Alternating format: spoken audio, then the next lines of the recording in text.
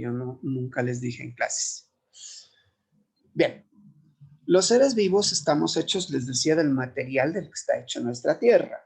Nuestra Tierra está hecha de 92 elementos. En la tabla periódica aparecen del 1 al 100 y pico, pero solo 92 son naturales. Desde el hidrógeno al uranio, número 1 y número 92 respectivamente. Pero para hacer las cosas vivas no se eligió todos esos materiales, solamente se eligieron alrededor de 25 de esos 92 elementos. ¿Sí? Y de los cuales, de esos 25, 19 son materiales traza. ¿Qué quiere decir? Que están en pequeñísimas proporciones. Y aquí están los símbolos que ustedes los ven en la tabla periódica. Miren, aquí a lo mejor ni se imaginaban que uno tenía estaño en sus células, o selenio, o molibdeno, o yodo. Bueno, el yodo tal vez sí lo saben. De calcio sabemos por los huesos y dientes. Miren, vanadio, ¿sí? Pero esos, para completar los 25, es decir, si ustedes restan 25 menos 19 me da 6. Esos 6 elementos son los que están más abundantes en la naturaleza viva, que son carbono, hidrógeno, oxígeno, nitrógeno, fósforo y azufre. Algunos se lo aprende como chomps.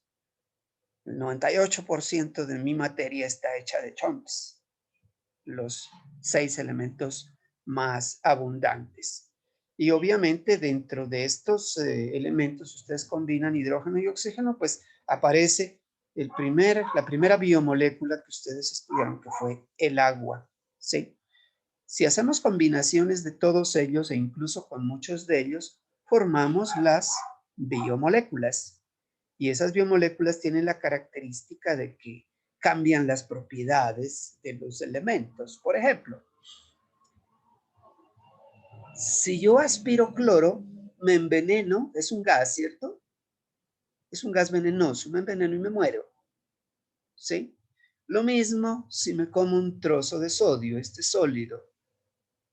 Me enveneno y me muero. Se me queman las entrañas primero. Pero si hago una molécula entre los dos, cloruro de sodio, yo se lo echo a la sopa y no me pasa nada. Es decir, no solo se cambia el estado físico que quiera gaseoso del cloro, sino que pierde esa propiedad venenosa que tenía. Entonces las biomoléculas van a adquirir una función de acuerdo a de qué elementos estén hechos y de acuerdo a cómo se unan. Porque es distinto, por ejemplo, yo puedo tener dos compuestos con hidrógeno y oxígeno, a que no se les ocurría que se podían hacer dos. H2O, el más abundante, pero también H2O2. Si yo me bebo un vaso de agua o hasta 5 vasos diarios de agua, soy saludable. Pero si me bebo un vaso diario de H2O2, de peróxido de hidrógeno, yo no creo que logre un mes y me muero. O hasta menos, no sé, tengo que ir a urgencias antes. O sea que miren que hasta las proporciones de los elementos que contienen, pues ya nos da una idea que en esas biomoléculas va a ser importante para la función la estructura, es decir, de qué estén hechos, porque en la estructura H2O es distinto a H2O2. ¿Sí? Otro, CO, lo aspiro.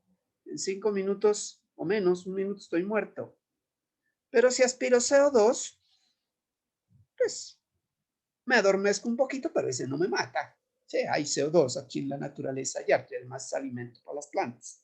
Mientras que el monóxido de carbono puede matar a mis plantitas, porque me va a inhibir unas enzimas que son hemoproteínas, que hay muchísimas en la cadena respiratoria. Le puedo dañar la respiración a la planta y pues la friego.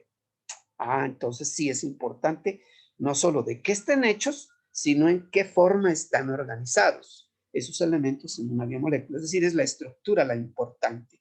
Y eso fue lo que ustedes hicieron en la primera franja. Y pues en alguna parte yo alcancé a terminar eso que no habían visto todavía. Creo que los retomé en carbohidratos, creo. Entonces, miren, es material sencillo de lo que están hechas todas las cosas. Las materias, las cosas muertas están hechas por ejemplo, aquí hay uno que no hay, miren, yo no veo el aluminio, pero en la arena hay mucho aluminio. Yo con la arena puedo hacer baldosas, vidrio, Sí, pero eso no es una cosa, un material que esté haciendo parte de los seres vivos. De hecho, si le ponemos aluminio, mucho aluminio a un suelo, no puedo hacer que mis plantas crezcan, porque es veneno, es tóxico para...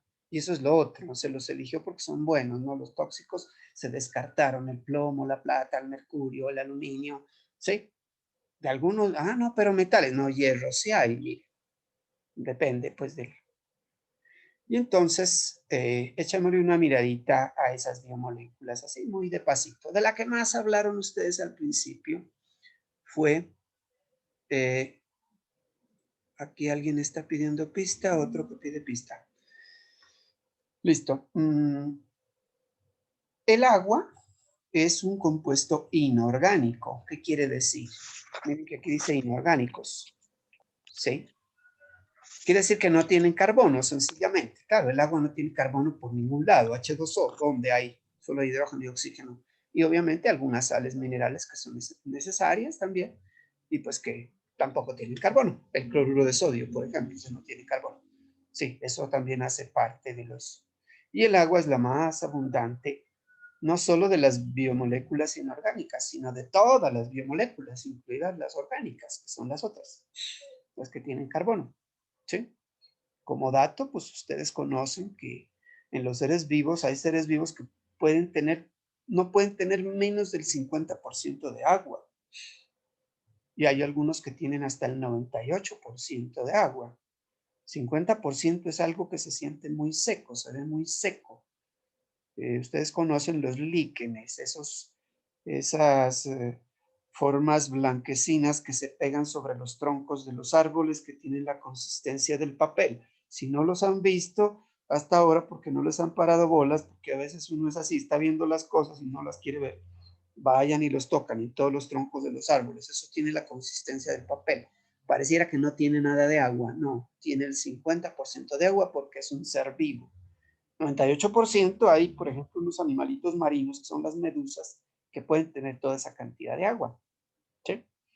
Nosotros los mamíferos estamos como en un 65%, un poquito más, mucho más de la mitad.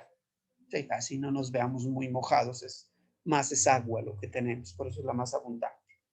Bueno, y ella, pues según les había dicho la profe, con ella trabajaron eso, es importante porque tiene unas propiedades, ¿cierto? En la naturaleza hay muchísima. 1.500 millones de kilómetros cúbicos en ríos, lagos y estas otras cosas, ¿cierto? En la tierra, pues sumado el mar y todo eso. La mayor parte está en el mar, 97% y 3% agua dulce. Y bueno, el agua salada dicen es que es inútil, ¿no? Pero es que allí viven las algas, que son las que más oxígeno dan. Entonces también es importante el agua salada. Sí. Propiedades que ustedes analizaron allá. El agua tiene casi todas las propiedades que tiene el agua son comparadas con otras sustancias que son así líquidas a temperatura ambiente, otros que podrían ser solventes también. ¿Sí? Las propiedades del agua tienen valores mucho más altos. La tensión superficial, por ejemplo, es más elevada. Ahorita les muestro una figurita que cualquier otra biomolécula o cualquier otro solvente. Tienen una capacidad calorífica, actividad térmica, ahorita miramos esto con datos, más elevada que las otras, y eso le da características especiales. Es el solvente, aquí dice casi universal, a veces los textos dicen universal, y es confuso porque quisiera uno entender que disuelve todo, y pues ya saben que los lípidos no se disuelven en agua, sin embargo conviven con el agua. Yo tengo lípidos, pero soy un organismo acuoso, ¿sí? Y obviamente se la necesita también en algunas reacciones químicas. Vimos muchas reacciones donde entraba agua, se deshidrataba un compuesto, se le quita agua, otro se hidrataba, etc. También es como reactivo, no solo como solvente. También puede servir como lubricante, aunque no lo hace solo, ¿cierto? Sino con las cosas que puede disolver. ¿Sí? Yo tengo un lubricante muy bueno, por ejemplo, en mis articulaciones o en el tracto respiratorio, esa mucosidad que yo tengo, sí es porque en el agua he disuelto unos polisacáridos especiales, que son lo que llamamos mucopolisacáridos. La gente en el común le llama moco, eso, los moquitos son lubricantes, no son cosa diferente, por algo los producimos. Y una característica importante, pues obviamente esto no proporciona energía, ¿sí? Pero proporciona muchas otras cosas. Entonces aquí vienen una serie de propiedades, todas derivadas de esto, miren, de la estructura. Cuando les hablaron de la estructura del agua, pues todo el mundo sabe que es H2O la fórmula, ¿cierto? Y que el oxígeno pues se une a dos átomos de hidrógeno, porque pues él tiene necesidad de completar 8 electrones en la última capa, creo que aquí está el dibujito más bien, tiene 6 en la última capa, compartiendo uno de un hidrógeno y otro de un hidrógeno, pues ya tendríamos los 8 y completa su ley del octete. Y resulta que cuando los átomos cumplen con esa ley del octete se ponen muy felices, muy estables químicamente. Entonces la forma más estable del oxígeno que conocemos es el agua. Y por eso es tan abundante. ¿Sí? Era mejor juntarse con átomos de hidrógeno para llevar una relación estable. Aquí se formó, fue un trío una relación de trío, pero interesantísima porque nos ha permitido muchas cosas interesantes.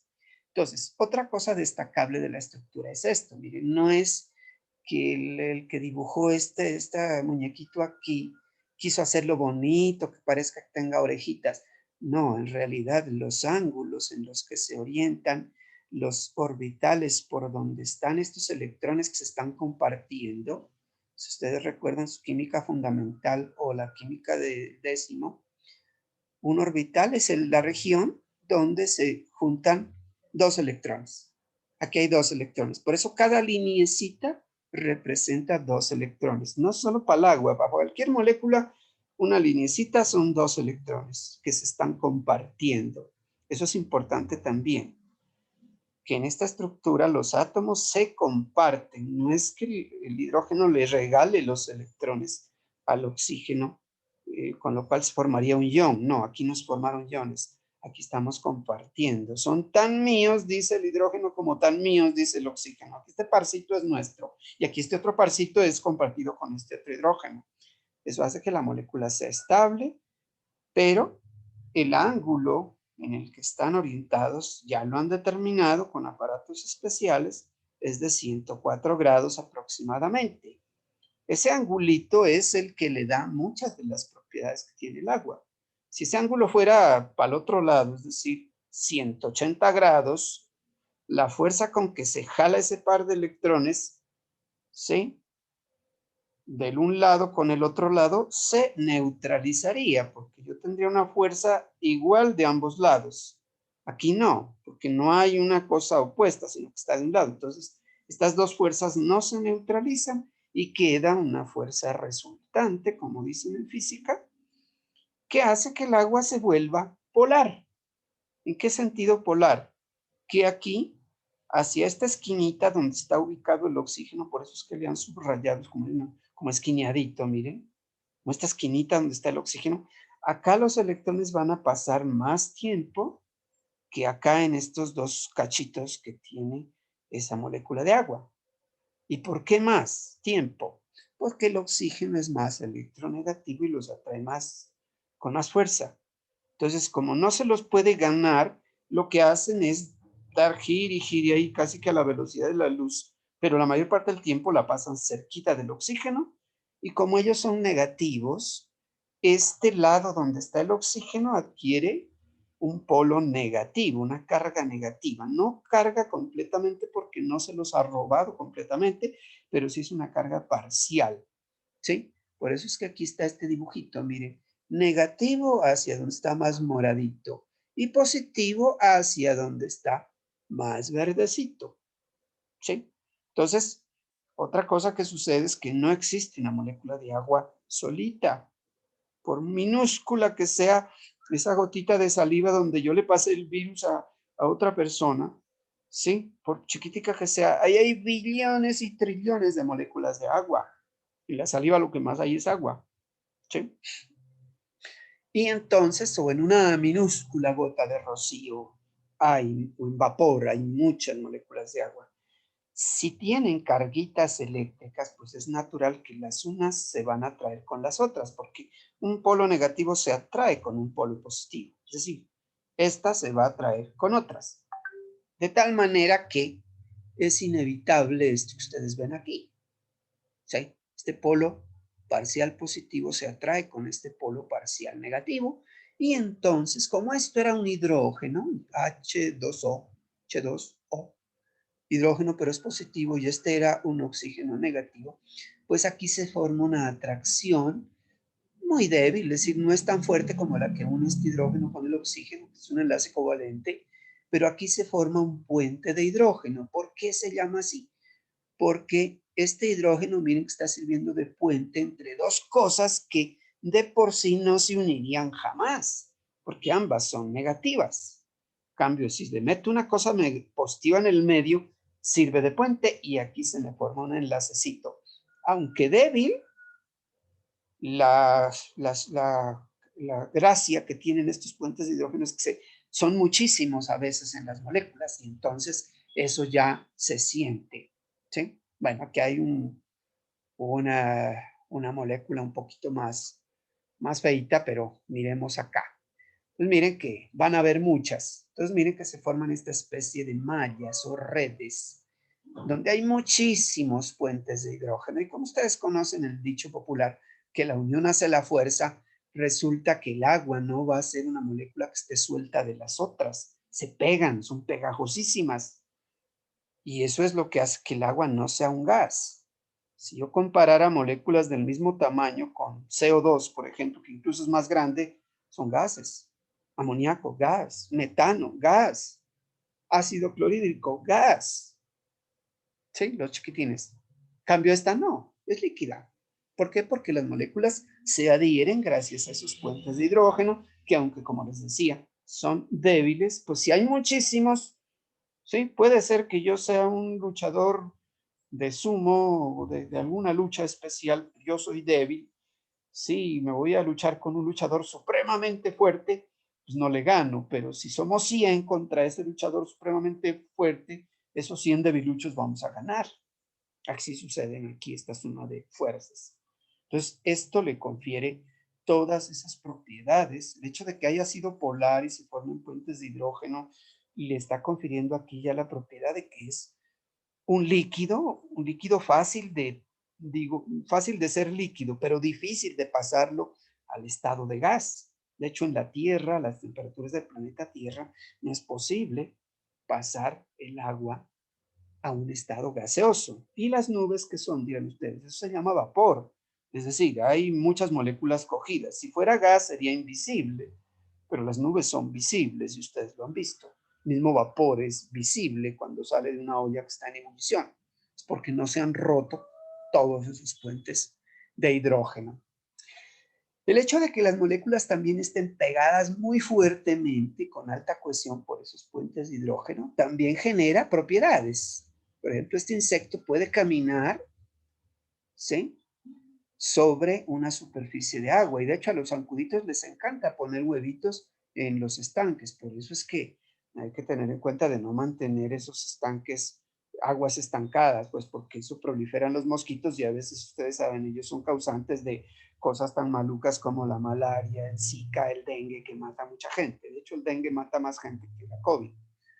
Sí, una vez poco le para bolas a esto. Entonces, esta tensión superficial se genera eso, por eso. Obviamente que el animalito tiene que ser lo suficientemente liviano, ¿cierto? Si este zancudo fuera más grande o si la estructura de sus patas fuera diferente, sí, porque ustedes habrán visto, y ahorita les muestro, hay animales más pesados que este que también pareciera que flotan sobre la superficie. No flotan, sino que descansan sobre la superficie. De hecho, pues ustedes pensarán, bueno, y un barco cargado de 15,000 containers, ¿por qué no se hunde? Ah, bueno, eso sí ya es cuestión del agua que desplaza, ¿no? No es cuestión de tensión superficial. Si usted pone una agujita de esas con las que se remiendan, yo no sé si todavía remienden cosas, las abuelas hacían eso, pegaban botones, agujitas o alfileres, pues alfileres sí hay. Usted lo pone con cuidado en la superficie del agua, el alfiler no se hunde. pese a que está hecho de metal que es como 5 veces más denso que el agua. No es por densidad, sino que la tensión superficial impide que se rompa como esa cohesión tan fuerte que hay entre esos puentes de hidrógeno. Entonces a eso le llamamos tensión superficial. Sí, a los mosquitos les sirve para eso, pero dentro de mis líquidos internos también va a ser importante esa tensión superficial, porque me va a permitir que mis líquidos fluyan a través de xilema y floema en el caso de plantas, o a través de venas y arterias, o capilares más bien en el caso de nosotros los animales. Este es el animalito que les digo, es más grande, es una especie de lagartito, sí, puede tener un poco más de 1 metro de largo, pero él parece que caminara sobre la superficie de las aguas. Miren, ahí le tomaron una foto. Sí, es una combinación entre tensión superficial, pero también estructura de las paticas. Patas así como las que tienen los patos, palmeadas. Ahí no se ve bien porque pues, está tomado de perfil, ¿no? De frente pues son anchitas. ¿Okay? Ustedes se habrán dado cuenta cuando, si alguna vez fueron a una piscina a nadar, si van a tirarse de un trampolín y caen de planchazo, lo duro que es el golpe. En cambio, si caen metiendo los brazos como en forma de flecha, pues no se van a dar tal costalazo. Entonces, es por esa tensión superficial. A este lagartito ustedes lo encuentran en la literatura, le dieron un nombre especial, le llaman el lagarto Jesucristo, en alusión a que la Biblia dice que Jesucristo caminaba sobre las aguas. Quién sabe cómo lo logró. Eso sí es otra cosa.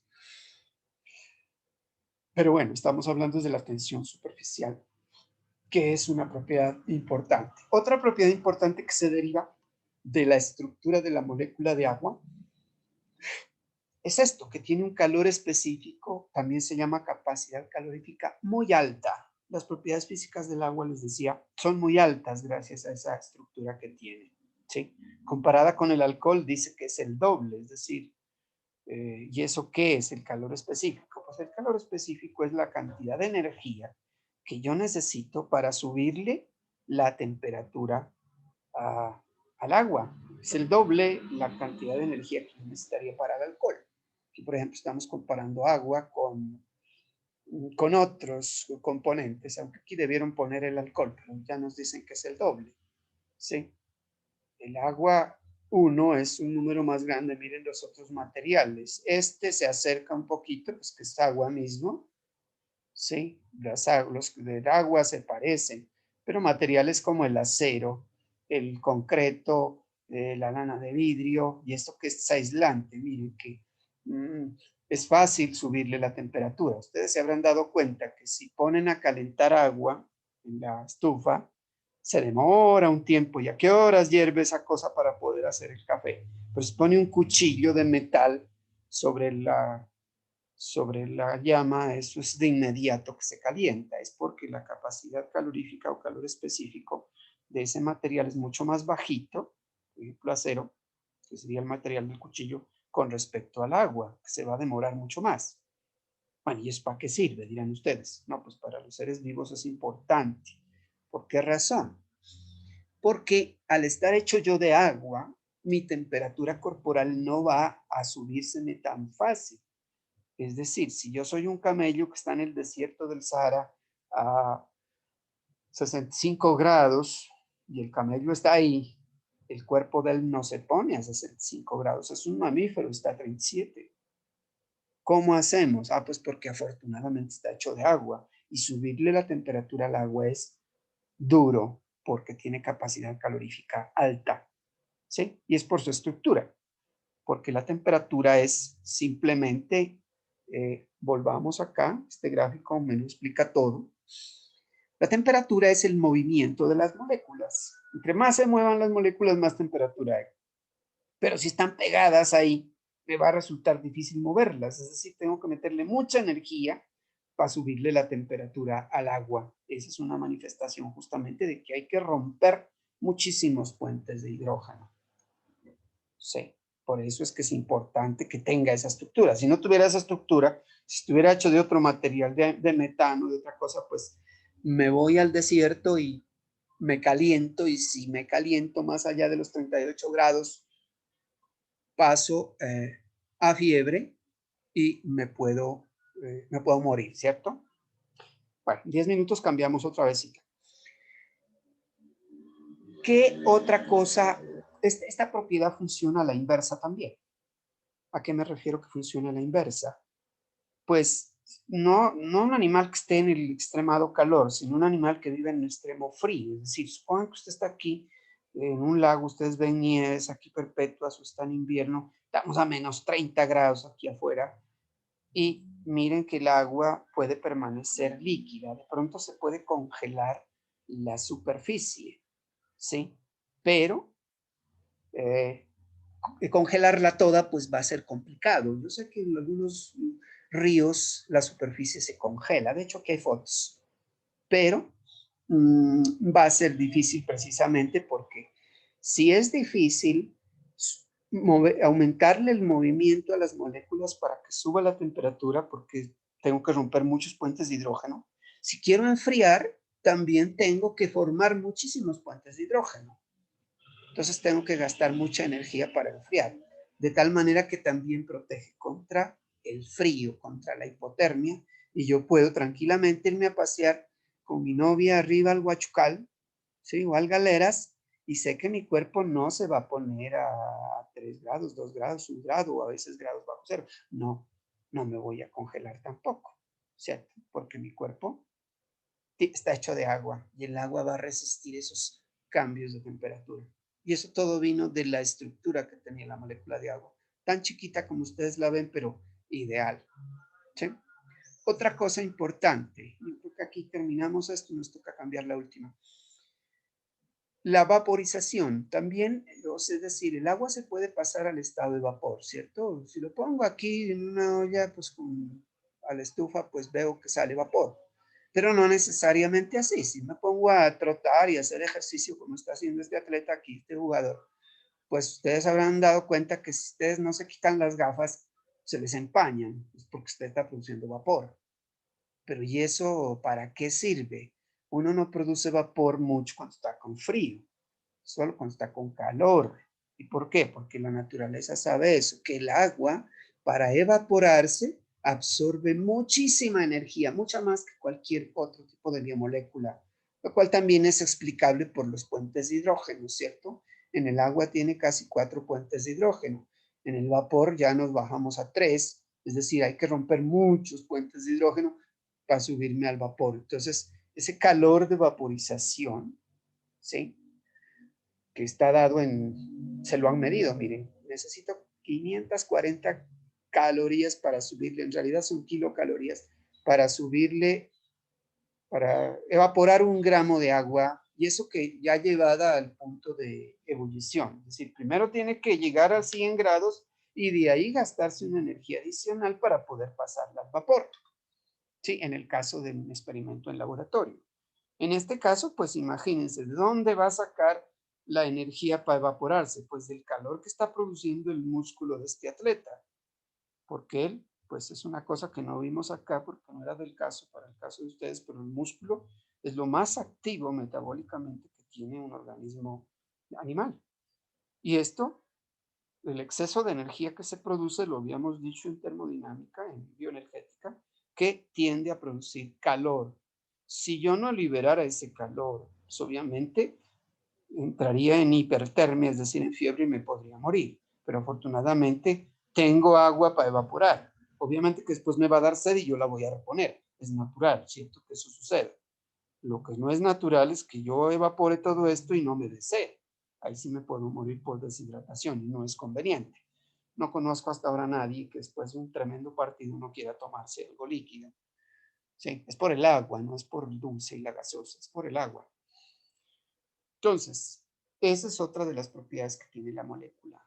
Y la otra que está aquí, el congelamiento, resulta que cuando se congela, miren las dos grafiquitas, cuando las moléculas de agua están líquidas, pues uno entiende que hay como movimiento entre ellas. De hecho, usted mete la mano en agua líquida y se mueve.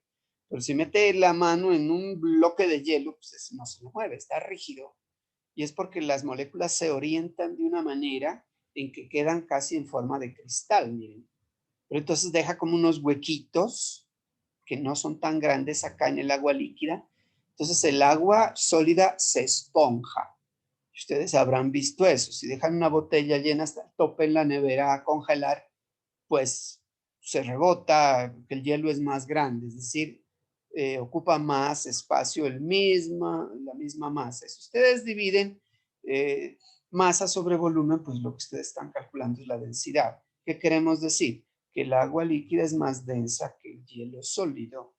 Y eso es lo que hace que los hielitos que usted le echa al refresco cuando un día está muy soleado o está por allá en la costa, en Tumaco, donde sea, los cubitos de hielo se quedan en la superficie, no se van al fondo, pese a que son sólidos. Sí, es porque son menos densos. Bueno, ¿y eso qué importancia tiene en los seres vivos o en la naturaleza viviente? Pues que se dan fenómenos como este, miren. Estos señores están pescando sobre un río que se ha congelado. Ellos tuvieron que hacer un hueco aquí para poder pescar los animalitos que están acá. Pues es beneficioso para los pescadores, pero también para los pescados. ¿Qué tal que si se les congelara al contrario? Es decir, que si el hielo fuera más denso que el agua sólida, que el agua líquida, perdón, esto se iría al fondo y se congelaría todo. Entonces, ¿dónde nada un animalito que necesita líquido para nadar? La importancia del agua en la natación, decía alguien.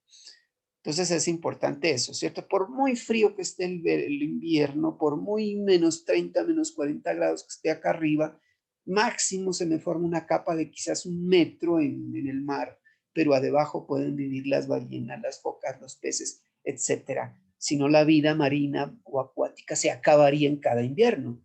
Y pues afortunadamente no. Y eso se lo debemos a la estructura del agua. Entonces miren que era importante esa relación estructura-función. ¿Cierto? Aquí tenemos un pescadito, tiene mucho espacio para nadar, pese a que esta superficie está completamente congelada. ¿Sí? Esta capa de hielo, pues, protege a los de acá, incluso de la temperatura, porque es que el agua líquida solo permanece líquida por arriba de 0 grados, es decir, esto está a 0 grados por muy frío que esté, aunque acá arriba esté a menos 30. Si saco este pescado acá a menos 30 se congela y se muere, pero acá está vivo y está tranquilo por ahí comiendo otros pescaditos, alguitas, lo que necesite hacer para vivir. Bueno, ya propiedades que no son físicas son las propiedades ya físico-químicas. Como solvente, pues sabemos que disuelve cosas que sean hidrofílicas. La palabra quiere decir eso, ¿no? Filos viene de amor, filosofía, amor al conocimiento, fílico, amor a quién, al agua, pues. Que se atraiga con el agua. ¿Por qué se atrae con el agua? Porque si tiene carguitas positivas o negativas, como esto está lleno de cargas positivas y negativas, pues se puede disolver. Aquí ustedes tienen, miren, a su amiga glucosa, ¿sí? Se rodea de una capa de moléculas de agua, forma a través de puentes de hidrógeno y la disuelve. Es decir, si era un grano sólido, lo separa de otras amigas glucosas, que son muchísimas, y la separa y podemos ponerla en estado líquido como está en todos los seres vivos. Sólida no la conocemos en los seres vivos, solo líquida, y así es como funciona. Líquida, pero porque está disuelta en agua. ¿Sí? Y pues existen moléculas que son hidrofóbicas, como las grasas o todos los lípidos, pues las grasas porque son los más abundantes, ¿no? Que al no ser hidrofílicas, pues no las puede disolver, pero sí interactúa con ellas y pues obviamente ayuda a configurar la estructura que tienen esas moléculas. ¿Sí? Bien. Ahora sí, cambiemos porque dejemos ahí el agua, ¿sí? Dejamos el agua ahí quieta, porque ella, al ser la que contiene a las demás biomoléculas, ¿sí? Y tener todas las propiedades maravillosas que recordamos que tiene, ¿sí? También configura la estructura de las otras moléculas. Es decir, si les da la estructura a las otras moléculas, quiere decir que también influye en su función, porque la función depende de la estructura, que eso es lo más esencial de todo este cuento de la primera parte del semestre. Y bueno, lo otro es más cortito.